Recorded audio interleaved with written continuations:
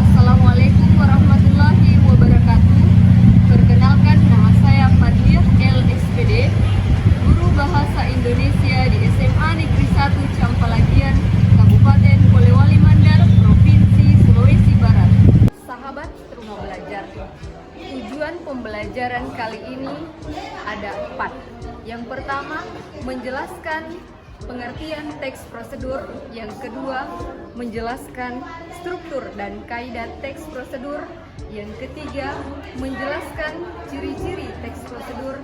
Dan yang keempat, menjelaskan jenis-jenis teks prosedur. Sahabat Rumah Belajar, pengertian teks prosedur adalah langkah-langkah suatu aktivitas atau kegiatan untuk menyelesaikan suatu pekerjaan.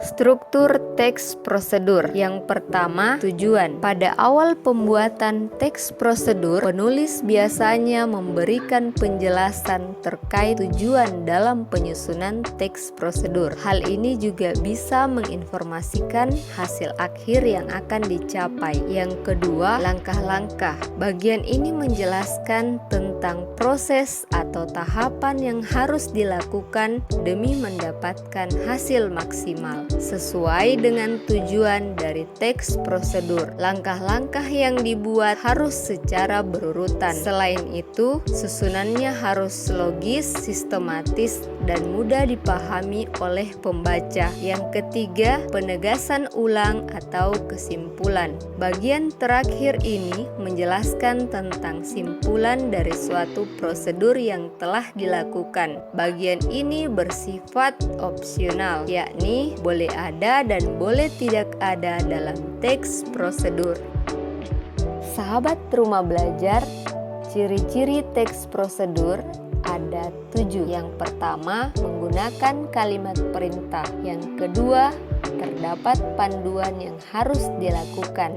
Yang ketiga, menggunakan kata kerja aktif. Yang keempat, menggunakan konjungsi atau kata hubung. Yang kelima, terdapat aturan dalam hal bahan atau kegiatan. Yang keenam, menggunakan kata keterangan untuk menyatakan rincian waktu, tempat, dan cara. Yang ketujuh, terdapat isi kegiatan yang dilakukan secara urut. Sahabat Rumah Belajar, kaidah kebahasaan teks prosedur ada 5. Yang pertama, kalimat.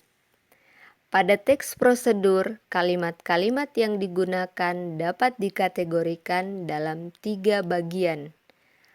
Kalimat tersebut adalah A. Kalimat imperatif, merupakan kalimat yang mengandung perintah. Kalimat imperatif ditandai dengan adanya hal yang harus dikerjakan merujuk pada perintah dalam kalimat. Pada jenis kalimat ini, tanda seru digunakan untuk mengakhiri ungkapan atau pernyataan. Bagian B, kalimat deklaratif. Kalimat ini dikenal sebagai kalimat yang sifatnya lebih memberikan informasi dan sering juga disebut sebagai kalimat pernyataan. Pada kalimat ini, tanda baca titik digunakan untuk mengakhiri kalimat tersebut. Bagian C, kalimat interrogatif. Kalimat ini digunakan untuk mencari informasi dengan memberikan pertanyaan. Oleh karena itu, di akhir kalimat interrogatif diberikan tanda baca tanda tanya. Bagian C, kalimat interrogatif. Kalimat ini digunakan untuk mencari informasi dengan memberikan pertanyaan.